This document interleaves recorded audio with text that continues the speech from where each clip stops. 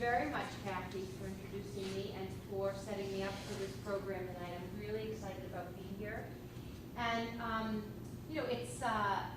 it's really interesting. I'm not really exactly sure who comes to the Hudson Public Library series on entrepreneurial conversations. So I'm kind of curious, who's here? I mean, are you here because you are business owners? Are there business owners, people running businesses here tonight? Yes. Yes? Are there people who are plagued by the places that they work in? Plagued, meaning it's a hard place to work. Small businesses are hard places to work. Are you in positions where you can be really innovative and have a lot of autonomy in your work, and you're looking for new ideas about doing your jobs better? I'm sorry, I'm supposed to be up here by the mic. I'm sorry. Okay. They can't record me if I'm not up here by the mic. And I'll just tell you that there are these little special things on my necklace that cause the camera to follow me, but I'm not moving. So it's kind of funny.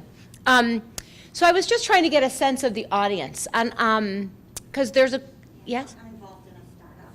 Okay, you're involved in a startup. Okay, wonderful. And are your businesses local or anybody international? Any global? Not yet, but you're planning on it? Okay, well, good. I like the not yet.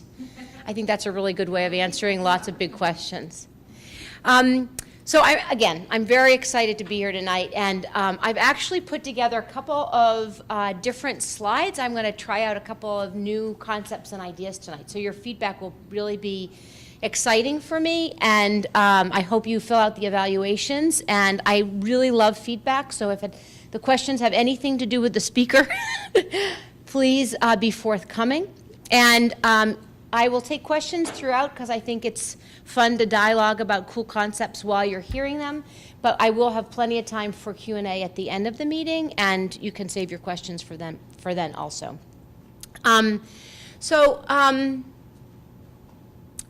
When I was 9 years old, sorry, I have to stay here. Yeah, I could, but then I have to carry it around, and I think I'd be a little bit uncomfortable, like, I don't know, like Cher or what was, it's like walking around with those big microphones back on TV, remember? So when I was 9, my parents got me my first guitar. It was a Yamaha FG75, and it fit really perfectly right on my lap and right underneath my arm. And of course, I was on course to taking lessons and learning how to read notes, of course. My parents would never get me a guitar if I wasn't committed to learning the technical stuff. But what I really loved the most about having my guitar was when the house was empty and quiet, I would sing my own songs. And I would sing about freedom, and I would sing about equality and peace and sunsets and friendships and just travel and things that were important to me at 9 years old. And actually, I have 2 songs that I remember, and every so often my kids beg me to play them, and I sometimes oblige. But what was really important about that time is, I would even fantasize sometimes about getting on the stage with Bob Dylan and Joan Baez. I don't know if you know those, but those are real big giveaways to the kind of thinking or kind of thinker that I was when I was 9. And definitely set me on a path to where I've come today. And the way I approach the work I do, so I'm an executive coach, I'm a clinical psychologist, I work with family businesses, I used to do a lot of work with corporate America, and I used to do a lot more work with startups, but more and more I'm drawn to and pulled into middle market companies that are transitioning from generation to generation. And how you come to the work, I think, really matters to what you do in the work and how you perform the work. So again, I sang about peace and equality and justice, and when I work with my clients, these are concepts that I try to bring to them. And in the people space, leadership development, executive coaching, self-awareness, personal development, professional career goals, personal aspirations, performing at your best, peak performance, those are all things that are very relevant to me and how how I've come to this work. In fact, it is so important to me how I've come to the work that I actually choose strategic partnerships based on the way they come to work. And they found their way. So one of the questions, so I'm a businesswoman and I work with lots of businessmen. There are lots of suits in the audience and not always so many skirts, but nonetheless, it's hard to find your way and to find and to identify people who are like-minded. So sometimes one of my first questions is, how did you come to the work that you do today? And so I pose the question to you. How have you come to the work that you do today? What were you doing when you were 9?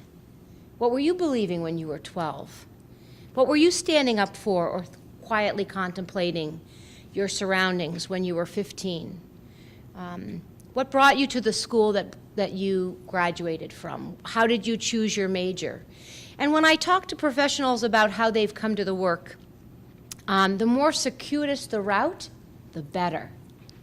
So I work with a state attorney who, when we first met, he actually talked about psychologists. And I thought, wow, that's a cool guy.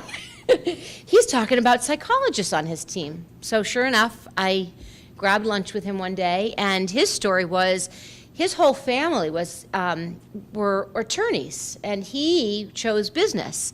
And that really caused turbulence in his family, right? Can you imagine? I mean, I was a psychologist. That caused turbulence.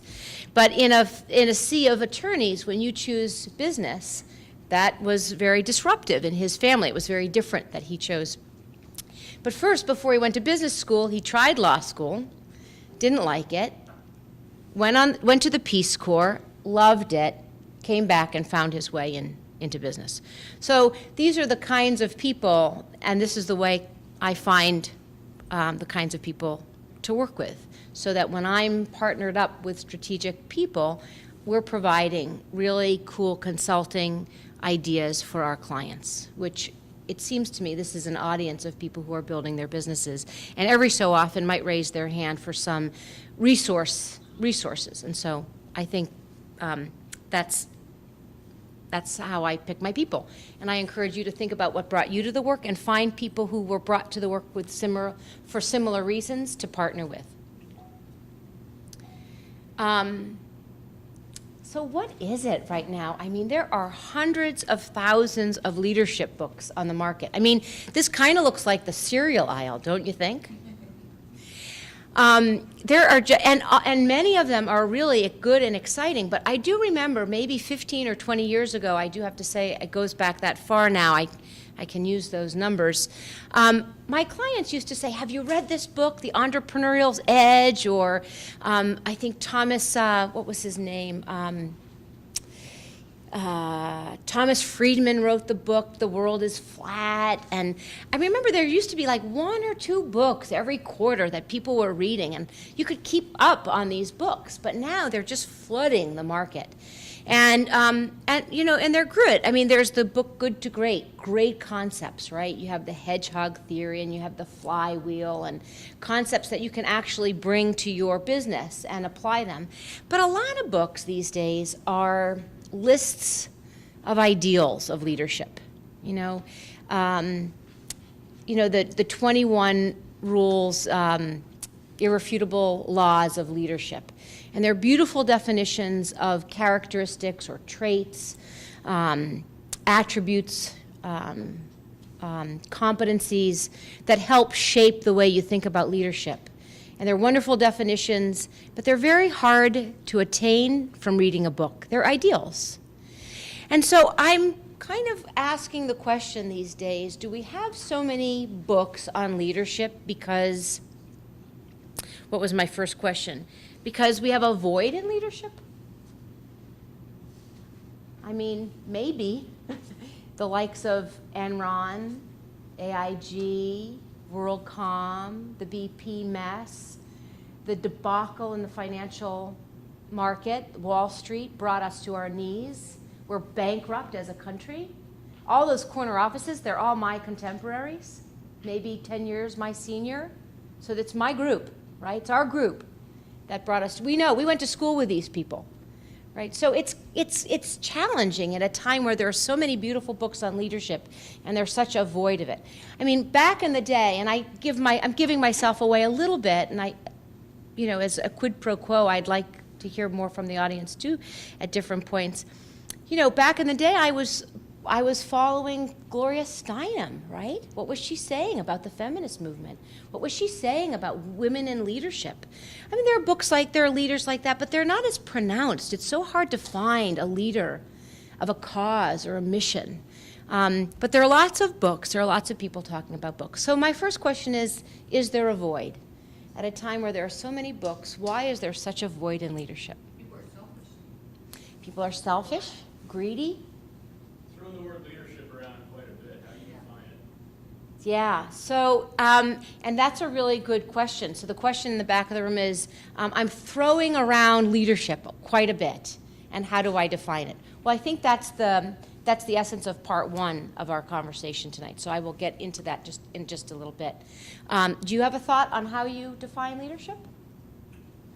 I'm here to hear you. You're here, yeah, here to take it in. Okay, good. So let me ask another question about leadership. Have we commoditized it? So, I mean, you can buy leadership books. Is that because somehow we don't inherently have capabilities to be leaders anymore? There's a whole industry, right, of books upon books that teach us lists of qualities of leadership, almost as though it's not the essence of who we are anymore. It's not intrinsic to who we are as people to find our way to be leaders. So we've extracted it from who we are, we've put it on the bookshelves, and now we go buy it. And if we don't read the best book, or if we don't understand the new concepts, apparently we're somehow deficient of leadership. This is what I find when I coach my clients, is that they read and they're focused on these books and they're learning and they're trying to apply these ideals, and somehow they feel like they just keep coming up short. Yes? I think we're in a different time too, because if you look back 100 years ago, leaders were developed and they were drivers. Henry Ford and the different people in that era, Carnegie and the people that shaped America, they were leaders, but they didn't need to learn how to be a leader. And now we're in an age where people own an office and there's 5 or 10 people, and you need to lead. 100 years ago, I wouldn't be in an office. I would be following Henry Ford, or I would be following Dale Carnegie or Rockefeller or whoever. But there were few leaders, and some were ruthless, but they were leaders. They knew what to do. They didn't need to read a book. And now, a lot of us that are followers need some lessons. So To become leaders. Yeah. And John Maxwell's book is great. You can grade yourself on some of those leadership capabilities. But if you know that you need help with the law of integrity, if you need some integrity, That's that book. then you can focus and say, hey, you know what, if I were a good leader and have better integrity, let's work on that. Yeah. Yeah, so it's lots of things. I mean, one is population growth, sure. I have another comment. I think that the youth today think they're entitled to everything because everything's instant, like your text messaging. So they're entitled to whatever they get. I heard a thing this morning on the radio. I don't know if anybody listens to Duran. It's phone tapping. They did an interview with a dad interviewed with his daughter. Had someone call his daughter about a position because she's out of college now. And told her to get a job, and they were explaining the position to her, and she was getting really crazy about it because what she had to do for this position. And I think that's how kids think. They think they're going to get handed a $20 an hour job and do nothing. Well, they are getting $20 an hour babysitting, I hear. Yeah. So that's the problem. They're not working for their leadership or learning leadership because they're entitled. They think they're entitled. Yeah, I do think it appears often that the younger generation appears to the older generation as being entitled. And there is probably some truth to that. And then when they criticize us for being controlling or old-fashioned or narrow-minded, there's some truth to that too. I do think that probably all the generations have this gap between the old and the new, right? I mean, we've had it too. But I do think, and I think both of you are raising issues about these are really different times too. I mean, the age of technology, I mean, most of us in the room didn't grow up. We grew up attached to the phone on the wall. I mean, I remember when we got the long cord, and we were like, yeah, I mean, we're up to date. We got a long cord in our kitchen phone. So, I mean, I don't mean to be glib about this, but we are in a different age. In fact, there was a wonderful speaker I saw about a year ago. His name is Joshua Cooper Roma, and he wrote the book, I can't remember the name of the book, I apologize. It's a wonderful book, and he talks about how we are really in a revolution right now. We are in an age of a revolution, and everything actually is up in the air, and that how we find our way through this age of information will really matter to our future. So I'm really starting to pay more and more attention, not so much to kind of the popular things in social media, but just in terms of communicating and networking through technology. But nonetheless, I do think your questions and your observations are important to the topic of how we define leadership, that there are many more opportunities for people to come from the role of follower into the role of leadership, and so lessons of leadership are really important, and that we need to find out a way to close the gap or to bridge the gap between different generations. So I've asked about void in leadership. Is there a void in leadership? And I gave a couple of examples of where corporate America has certainly come up short in terms of leadership and really brought the country to our knees. I asked about the commodity. Is leadership now a commodity? And one of the ways I want to talk about leadership as a commodity is, that somehow we have to buy these things of leadership rather than kind of soul search or find or trust our own way of doing this. I want to make a quick analogy to this concept of change management. Has anybody heard of change management? So many of you have. So change management is a whole industry now, a whole set of theories and practices on how to help organizations make significant change, whether it's change in technology, it's change in culture, if you're integrating two businesses or two divisions, or if you're downsizing and you're trying to integrate different departments. This concept of change management is getting people thinking positively about change. And I wonder, with this training of change management, if change management, the process, hasn't trained us to believe that we don't like to change. Because all of the ways that they talk about change management is people resist change. People don't like change, so we need to have a process to get everybody to buy into change. But the last time I looked, my body, genetically, is predisposed to change, right? There are changes in our environment all the time. To say that human nature is resistant to change just seems to be counterintuitive. We are creatures of habit. We do have difficult times sometimes breaking habits. But in terms of liking or disliking change, I think we've been really sold a bill of goods, and we've actually been taught that we don't like change. And we've created more difficulty in getting people to be open to change. In fact, in this whole change management, and I will tie it back to leadership, we've kind of commoditized change management. And we've kind of taught ourselves that we don't like change when in fact we're built for it, and we adapt and accommodate changes in our environment all the time.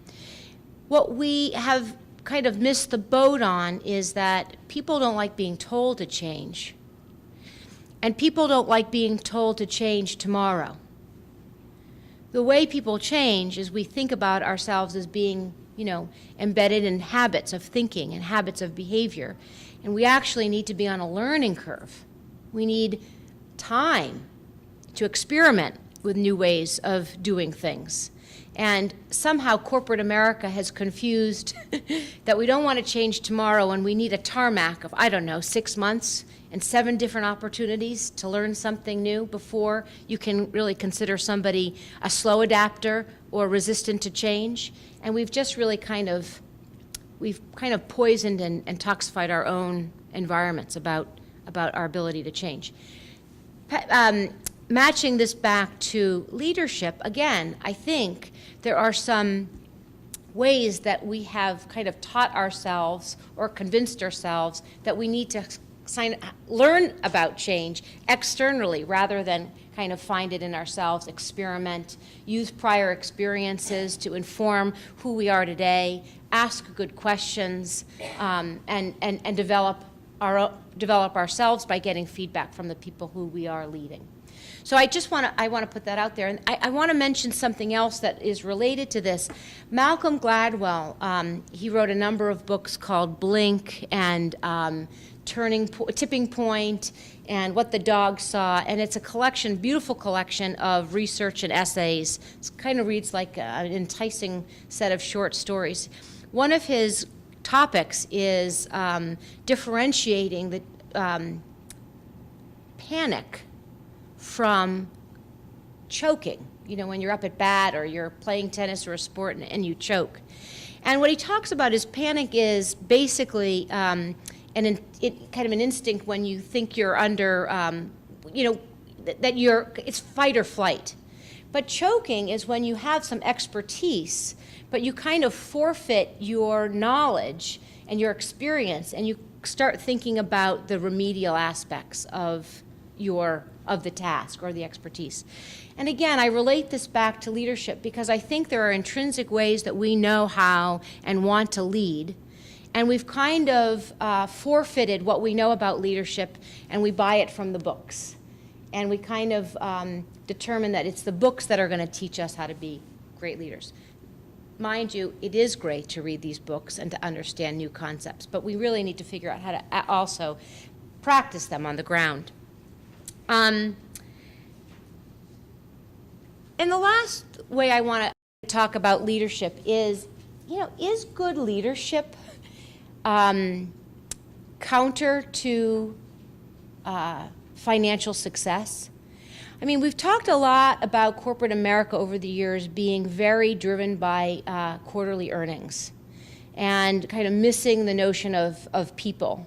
And now we have all of these books talking about how to engage people and bring people on board and help employees feel as though they are contributing to the success of the organization. Sometimes I wonder, is there a incompatibility between the kind of great leadership we're talking about and a strict focus, a myopic focus on the bottom line? So I pose that to you. Is there a contradiction?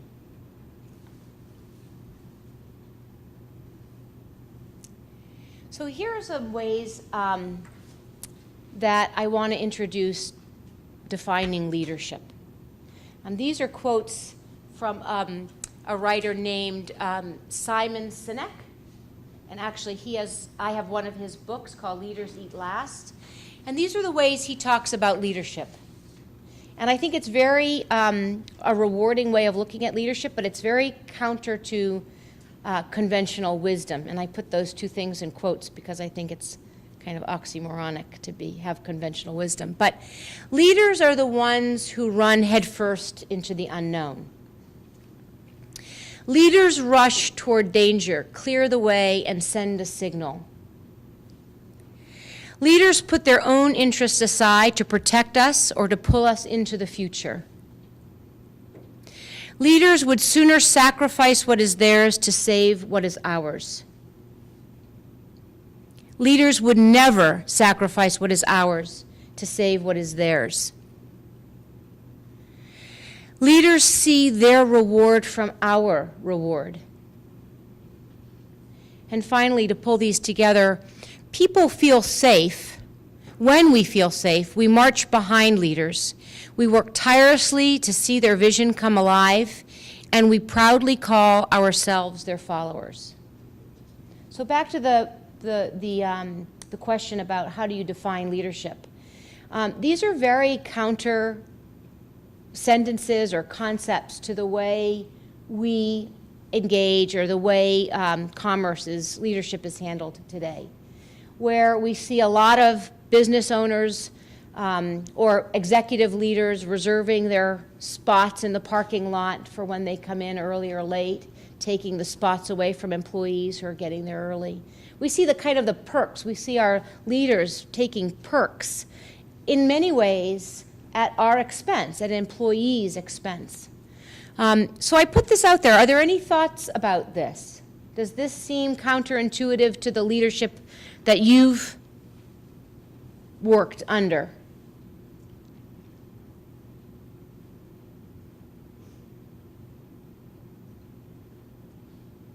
I mean, I see people smiling and nodding, and does anybody want to make a comment?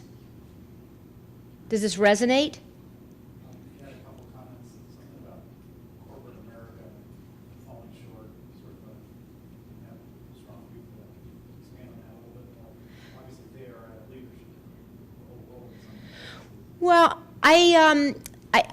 I did mention it, so I will try and explain it. Just in terms of the discrepancy in salary,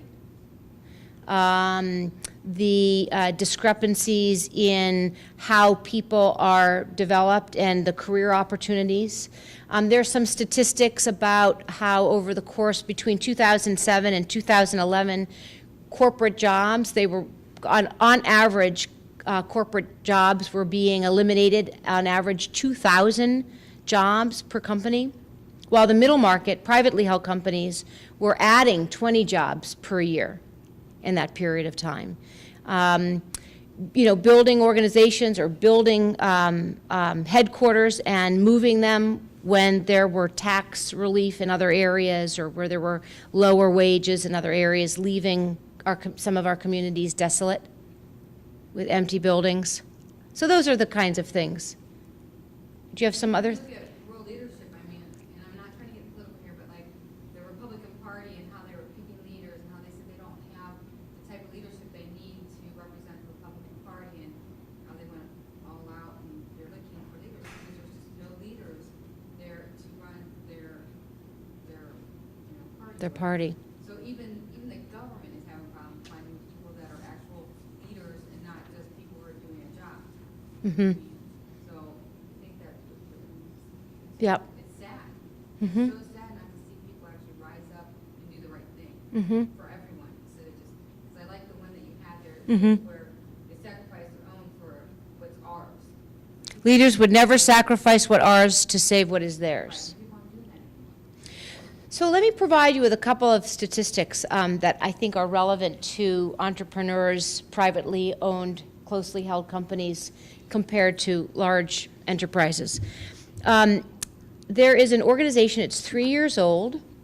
It's called the National Center for the Middle Market, and it's out of OSU's Fisher Business School.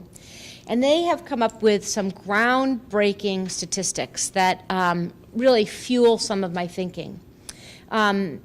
So here's how I kind of organize the thinking.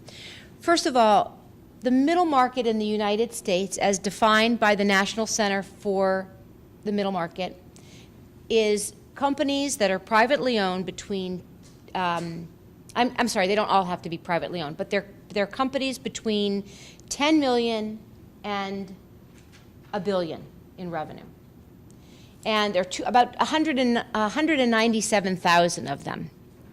And this group of companies together, in combination, in aggregate, make up the 5th largest economy in the world between Germany and Japan. So the middle market in the United States represents the 5th largest economy in the world. Now, interestingly enough, this group has no defined or elected leader. They have no currency.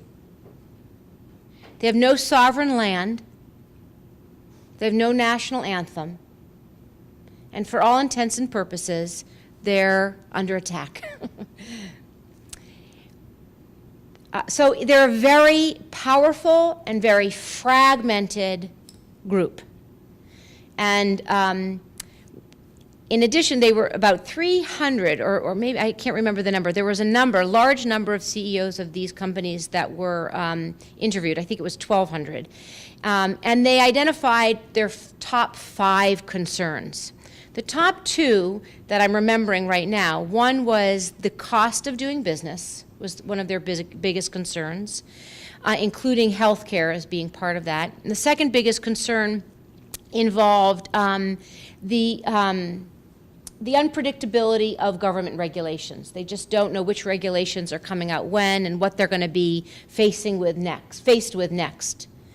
And yet, during this whole segment, this whole half-day presentation, the whole conversation throughout the morning was about talent.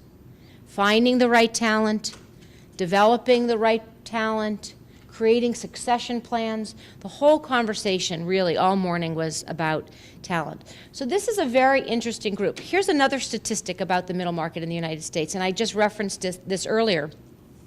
Between 2007 and 2011, on average, corporate America was losing 2,000 jobs on average a year. While the middle market, this group I was just describing to you, was adding 20 jobs a year. So the statistical relevance of that is really huge. And our middle market was really keeping our country afloat when we were in a very severe recession. The country was really going bankrupt. We were in disarray. So another statistic about this group is 50%, the majority of small businesses, startups, and large multinational corporate companies, the majority reside on the coasts. 50% of the middle market companies reside inland, which means in terms of an economic engine, a wealth engine for the communities throughout the United States, a huge disproportionate amount rely on middle market companies. It's really significant. I mean, these business owners, you are very heroic. You know, you are Olympians in my mind for keeping our economy afloat and vital and vibrant. You're critical to the communities that we live in. You're critical to our levees for our school system, our police departments, our buildings and grounds. In fact, in many ways, when I work with business owners, I really ask them to think of themselves more than just presidents of companies, but really mayors of communities. If you have 50 people in your organization, you really go to bed with 200, right?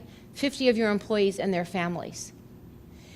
So, I mean, the burden, there's such a huge burden of responsibility on privately held middle market companies. And the last thing I wanted to say about the middle market is, and this is so relevant and why I'm so mission-oriented, mission-driven to help middle market companies thrive, is when the majority of production occurs where the company is headquartered, there are the most sustainable and stable communities. So when business owners and when leaders, when the headquarters reside where the majority of the production occurs, that's when business owners feel the most responsibility for stakeholders, not just shareholders. So this is very relevant to the vibrancy and the vitality of our economic future, is middle market privately held business owners. Now, those are the ones that we have statistics on in the National Center for the Middle Market. However, there are 20 million. So if there are 200,000 middle market companies, as I've defined, there are 20 million privately held businesses that are smaller than that. And that's what you represent, is the 20 million privately held, sole proprietor, family businesses that also create our economic engine in the United States. So it's really important that leadership in terms of middle market companies has this kind of heroism, has this kind of sense of obligation to their communities, to their people, to their stakeholders. Think about it. I mean, it's employees, yes. It's financial institutions that are invested in these organizations. It's their customers, it's their suppliers, it's their distributors. It's the employees and their families. I mean, the circle is so big for middle market business owners that leadership is much more than quarterly earnings. Leadership is the vitality of the communities that support them and that they support. So this is how I'm thinking about leadership for entrepreneurs. I want to talk a little bit now about ownership because the topic was, oh yes, please. Before we leave that, do you have any counterexamples to what this espouses, as well as any people that are doing it right in your mind? Yeah, I got some right here. Beautiful. I like that you're just a little bit ahead of me, pushing me on. You're a good coach out there. So yes, let me answer that question with this slide. Yes. Could you go back to the other slide? So that, I don't know whose model this is, but I just gotta tell you, I really disagree with that center hexagon there, or whatever that is. When we feel safe, we march behind them, work tirelessly to see their vision come alive, and proudly call ourselves their followers. And Yeah. to me, that's not what a leader is. The leader isn't the person in the front that everyone's marching behind him. He's in the middle with his people, bringing them with him. That he doesn't have them behind them. And as far as we make his vision come true, if you're a true leader, you've been able through your passion or whatever, your team has embraced that vision as their own. This is now their vision. Also, it's not, I'm gonna make your vision come true. This is our vision. This is our mission. So it's not inclusive enough. We're in this right together. And so, that's not my model of what I think leadership is. So if we changed a couple of words and made it more inclusive, it would feel more holistic and genuine. It would feel like more like a shared vision. Yeah, I think that's, when I was writing that too, I saw that also. But I do think when you're an owner of a company and you founded this, it's your baby, you bring people along, and you cultivate an environment where people can succeed and contribute and feel a part of that. But individuals in their own organizations have visions too that they're fulfilling because of the participation in the company of. So there are lots of individual visions that are being fulfilled because it's I guess it's a give and take. But I definitely appreciate that. Did other people notice that it was a little bit biased for somebody else's vision, not inclusive enough? Yes? So I think that's what some of the leaders did, like Apple and Facebook, Mark Zuckerberg or whatever. He went and he got people involved in his vision and walked through that. Now he's kind of ahead, but back then he had people who were seeing his vision and helping them move that vision to the next step. Once you got the next step, then you got the other new thing. I think that's what that was Yeah, about. I think you're right. Yeah, I think there are lots of examples, Google or Yahoo or Facebook or Netflix, that are very well known and very, publicly communicate their vision. And their people talk a lot about feeling like they're part of a mission, part of something new. So I think there are lots of examples where that is the case. But I think when I work with business owners and they have established an enterprise that is fulfilling their personal entrepreneurial spirit, their families, their communities.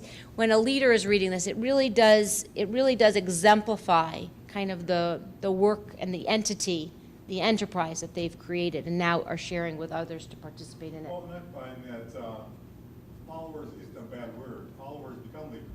If they're following and understanding the leader, picking up on that. So saying you're a follower, that's what most people are when they're starting out, but if they learn properly, then they'll become leaders too. Well, and here, I'm glad you mentioned this because I have a friend who I spend a lot of time talking about words with, and I wonder if the word follower doesn't have a number of different negative connotations. We should call it followers. Leaders that are followers are going to become leaders. Yes, and there's another point to this too. I so appreciate just the conversation that is born out of the presentation.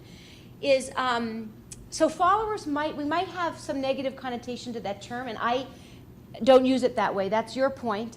And followers do become leaders, but really the point of this is that there is no anointed leader. The idea of this slide and the conversation is that we are all leaders, and actually so we're a little bit ahead, but leadership isn't just the person at the front. We all are leaders of our own personal life journeys, and when they can be fulfilled in the environments that we work in and the people that we work with, then you really have a community that is synergistic and symbiotic and fulfilling for the many people who are involved in it. So, I mean, I do think in some ways we should be talking about a higher plane of leadership. We don't need to be so restrictive to how I've been talking about leadership in terms of businesses, but in terms of communities and economics and the fulfillment of individual visions and participating in it together is really important. Community, I mean, culture really is the strongest force in nature as far as I'm concerned. So I think that's the other part of this conversation that maybe we haven't really touched on. So there's a question in the back, and I do think that this is the conversation of ownership. There are generative stories and extractive stories. So there's more language here that I thought I would. Generative companies are companies and leaders, owners who are creating something that give back. They're creating enterprise, they're creating opportunities for a community to thrive with. Extractive, and there are lots of extractive stories where businesses extract and they take, oftentimes it's based on kind of financial measurements, and when they've extracted and squeezed all of the value out of a community or out of the business, and they can provide it to their shareholders or their investors or move it to another part of the world or another part of the country, they take for the next opportunity to extract. And so I think these are really important words. I mean, in the world of extractive leadership, the individual is not an appropriate unit of measurement. You know, they're talking about an extractive, they're talking about the financial extraction. And generative, yes, there should be financial reward, but it's also about people and planet. So it's taking care of communities. And Vitamix is one of our local heroes.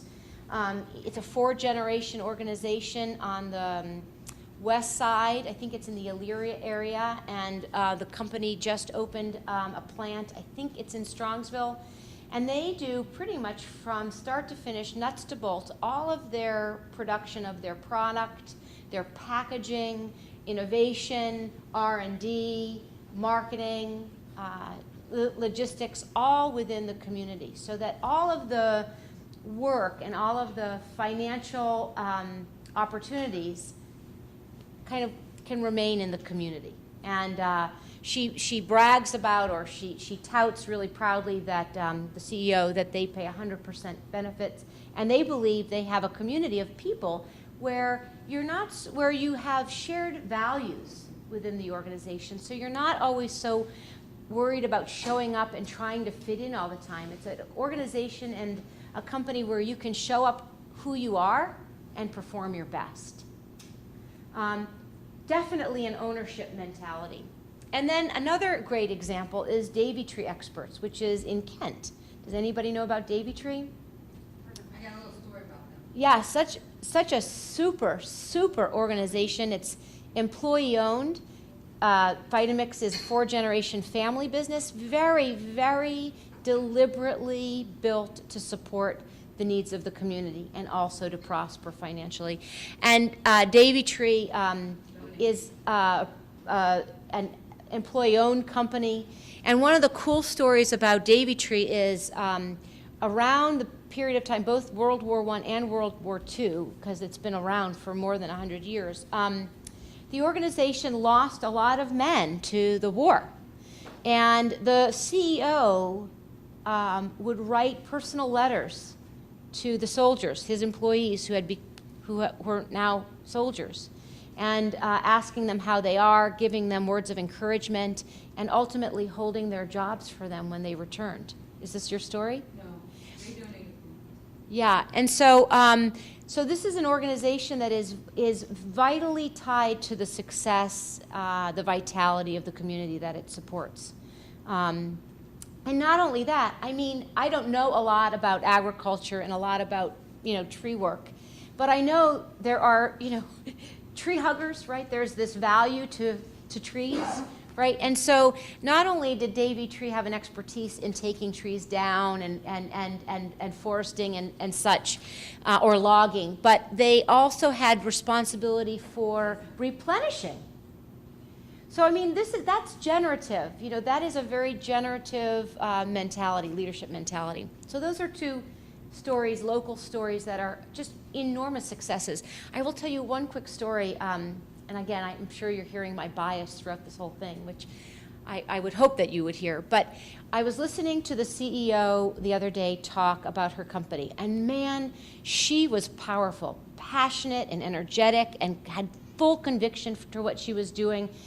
Really proud that the company had just been joked about on Saturday Night Live, so they're kind of getting some real large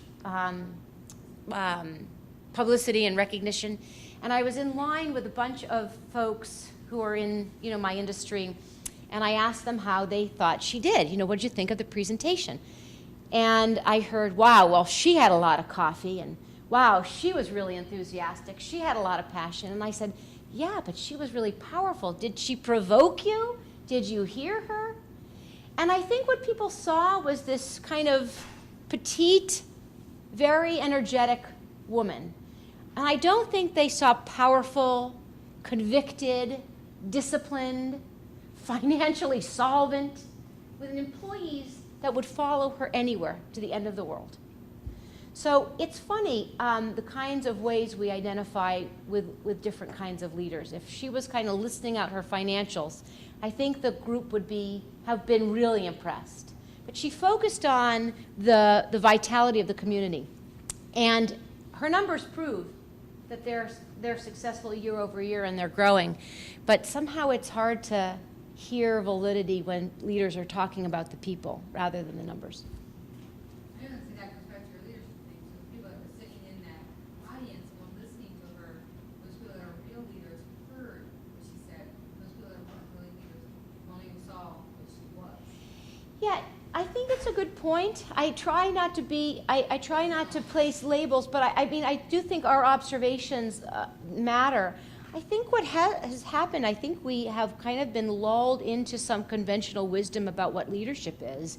And we're trying hard as a culture to, I mean, these books, I mean, we're trying hard to shake up conventional ideas of leadership and what success is. And it takes time. I mean, it took a long time for McDonald's to have salad, right? So, I mean, we're pioneering, and you are all pioneering something that's very valuable, which is leading your own enterprises and being stewards of something that matters to you and is meaningful to you. So there are extractive stories. Demoulas is a story out of Boston. There's really terrible, I think they're cousins who are fighting, and their fight has decimated the job opportunities in the organization. So there are, I think, about 5 people who are kind of the fallout of these leaders fighting. And Ruth's Chris is a story when it was owned by the founder, and there was a tragedy. I think it was some weather damage, some storming in New Orleans, and the electricity had gone out, and she was going to lose all her steaks. She brought out all these grills onto the street, grilled them up, and handed them out to people because they were going to go bad anyway. Sure enough, she sells the business.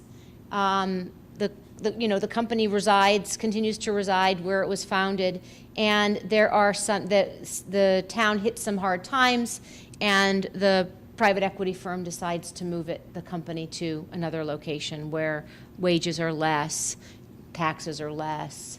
And so this floors her, right? Where she was once building a business on reputation and community, they gathered it up and they moved it out when the city hit hard times again. So these are extractive stories.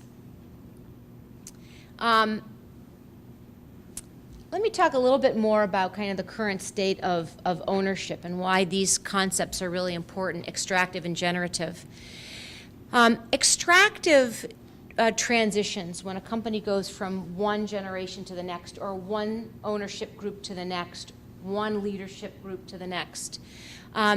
When companies are thinking about their legacy, so you're a privately held company, you've hit $10 million, maybe $20 million, and you're ready, right, to think about transitioning the ownership. Either you're not the right leader for the company anymore, or you are burnt out and grown tired, or you've fulfilled your mission and you're ready for somebody else to succeed you. When you're thinking about your legacy, some people's legacy is to extract the highest ROI. You want the highest value, you want a big paycheck, and that's what you're looking for. And your legacy is really multiples. You're looking for the EBITDA, you're looking for multiples, and you want to walk away with a purse, right? You want to walk away with a purse. And in those situations, you're looking for a transaction, and you're looking for a buyer. And it can be a third-party buyer, or in fact, if you don't get the opportunity to have a stranger or a buyer, then you possibly would dissolve. There's a whole other set of opportunities in the generative model where the legacy is not so much about multiples, but about intangibles.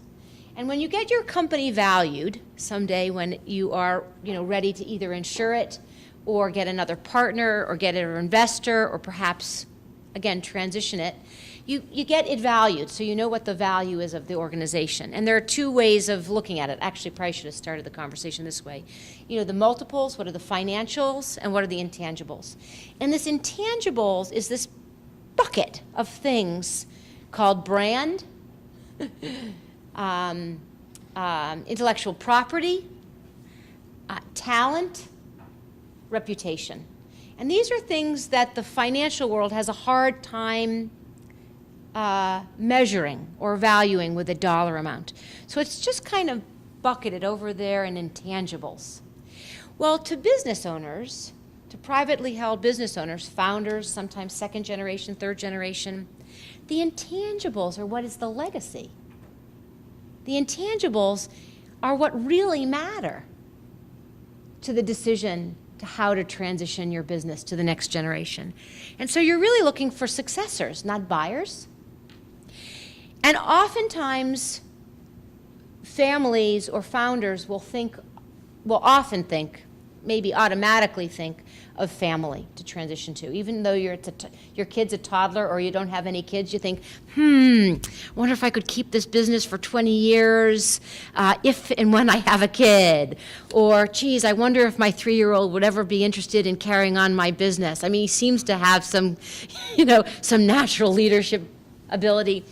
But what we don't often think about is employee ownership. We don't think about transitioning our companies to employees. And what really matters to business owners is when you think about employees as extended family, when you think about why business owners, and I'm sure many of you have this scenario where you keep employees who might not be performing at their highest level or ultimately at the level that you want them to, but you keep them because you're loyal to them. They helped you found the company, they were there with you when you found it, and you end up having lots of legacy employees because you're loyal to them. So whether or not that's the right thing to do or not the right thing to do, there is a propensity for business owners to feel strong ties to their communities and their employees. And so when you think about transitioning your business, there's an extractive model and there's a generative model. And I think when we think about the qualities of leadership, we're thinking that, yes, we want a financial return, but we also want to make sure that the highest bidder is not always the best buyer. So sometimes it's a combination of things. And I have a colleague who wrote an article in the Wall Street Journal about the highest bidder isn't always the best buyer, and that sometimes if you do really good financial planning and you know what you need financially from your business to continue your lifestyle, then you can actually, in fact, find the best buyer, and it's not always the highest bidder. So she got hate mail for this. This was heresy from the transactional world. But in private, when you sit with business owners and you talk about what really matters to them, this legacy, the intangibles, are very important in the equation. And finally, I wanted to talk about stewardship.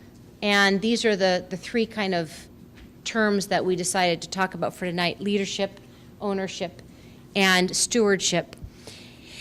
And one of the best ways, I think, to talk about stewardship is really about a leader thinking about leaving the world a better place than how they found it, or transitioning, or keeping alive a mission, a belief, a vision, a value that is sustainable and can be continuous.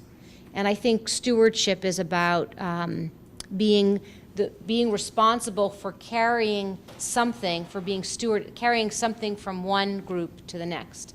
Kind of like we don't really own the earth, but we're carrying it responsibly. We're preserving it for the next generation. So here are some quotes that I think represent for me stewardship. As I've mentioned, leave the world in better shape than how you found it. Be the change you want to see in the world. Live to higher principles and higher standards. And actually see yourself as the determining factor. I mean, there was a little bit of a story that I wanted to share earlier. I had the good fortune of going to the TED Talks at CSU last Friday. Does everybody know what the TED Talks are, what TED Talks are? Well, I'm happy to tell you. TED.com is a not-for-profit organization that their tagline is ideas worth sharing. You go online, type in TED Talk, and they will guide you through the most popular ones.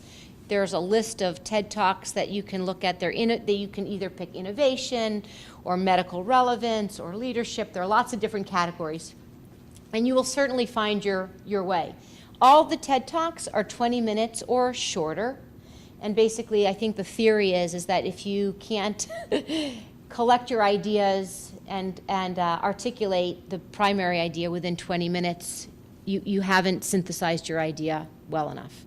I encourage my clients to watch them all the time. I think they keep, for me, they really keep a bounce in my walk. They keep me feeling connected to ideas. These are relatively simple ideas that somebody thought they would just stand up in the room and talk about them, but they became so relevant and so stimulating that they're now on this library of talks.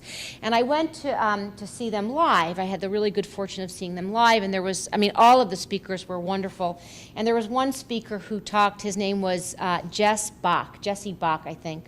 And he talked about leadership being, our examples of leadership are superheroes, and they have capes, and they have, they're not Gore-Tex, what are spandex suits. And he says that these leaders basically will sacrifice themselves for the lives of others, right? And that's the quality of heroicism and leadership that we're duly missing.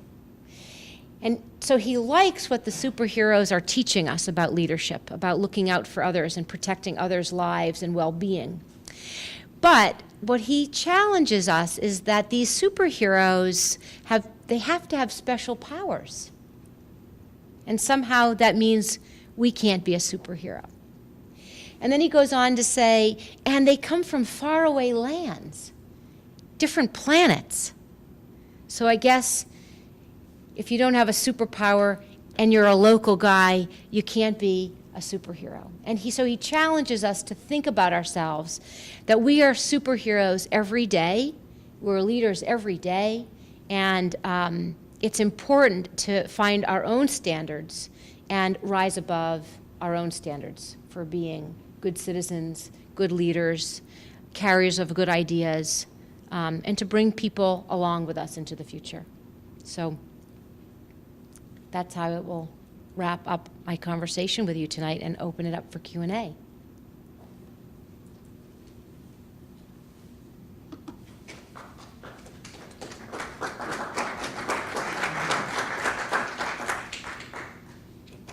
Any thoughts? Any questions? Yes, please.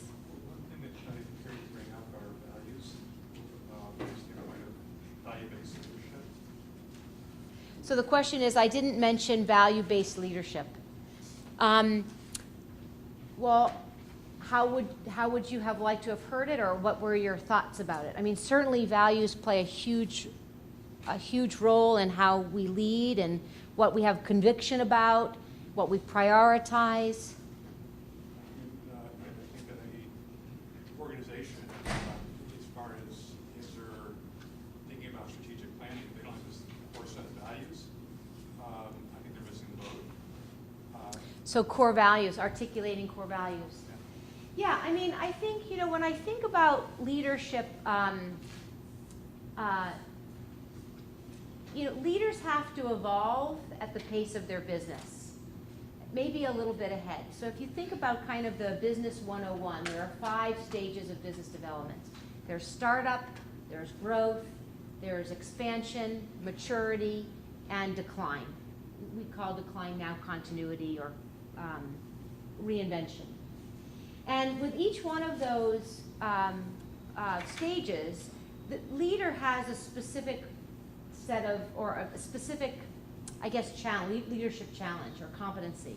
In startup, a business owner has to be a jack of all trades, right? They need to be able to do everything. They're inventing, they're going to market, they're finding product, they're creating prototypes, they're finding distributors and such. Not necessarily distributors, but product and supply.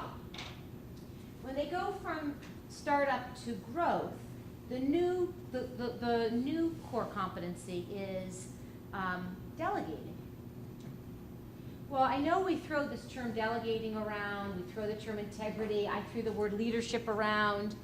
These are really heavy and intense and meaningful words. So delegating is really the first time a business owner has to let go and of control and let somebody else be responsible and accountable for accomplishing the 12 or 15 things that the business owner had been responsible for as the jack of all trades. Probably between startup and growth is the most similar to when a business leader needs to transition out of the company and kind of letting go and turning the baton over to somebody else. It's a really big deal to go from a jack of all trades to a delegator, and to go from a business owner to somebody who has exited the business and left the business in the hands of somebody else. So delegating, very complicated core competency. When a business leader goes from growth to expansion, the core competency is leading through others. Right, because now you're not a flat organization, you have multiple layers. And you have to communicate an idea, your vision, your philosophy, not just through one group of people, but not just to one group of people, but through them to other people. You might not even know their names anymore. So the organization is getting big enough so that you're leading through people. Another very challenging set of competencies, because you have to actually be conscious of what you're communicating. To your point, what values are you communicating? What philosophy? You're not telepathic anymore when you're a jack of all trades. You and the 3 people on the ground, right, are kind of thinking alike. Somebody's, moving a 2x4 and the other person ducks. Those cartoons where you're kind of just moving in sync. When you're leading through people, it's much more complicated, and the quality of your message has to be so much more refined. Again, very difficult. It's kind of like how do parents talk about their parenting style? When business leaders go from growth to expansion, they have to start talking about their parenting style. And I don't know how it would be for you, but if you asked me right now what my parenting style is, I'd be hard pressed to give you a philosophy on it. I could give you a whole bunch of examples, but I would be hard pressed to tell you exactly what my philosophy is. So business owners are very challenged to do the same thing, but necessary to lead effectively through others. From expansion to maturity, the responsibility is to expand your sphere of influence, which means this is the first time that cliche, working on the business, not in the business, becomes really relevant. I'm sure you guys have heard that quite a bit. Hey, you guys, you're working too much in the business and you need to be working on the business, right? I mean, somebody's heard that if you're entrepreneurs. So this is that challenge of kind of being outward focused versus inward focused. Again, very difficult. I mean, a whole new set of competencies. And then from maturity to continuity, it's passing the baton. It's actually giving up control and turning that control over to somebody else. So to answer your question, it's kind of I kind of wanted to get that diagram in, but I do think you make a very good point that values, being clear on what your values are really the bridge to bridging culture with your strategy. And I didn't talk about that, but I think that's worthy of another hour-and-a-half conversation. So I appreciate your mentioning it. There's another set of dynamics that was not brought into the conversation. In them versus us culture versus We? yeah. So another topic that is relevant to what we were talking about today is the difference in cultures, a me culture versus an us culture, or a we culture. Yes, and Because there's union-based organizations and then there's non-union, so there are different dynamics.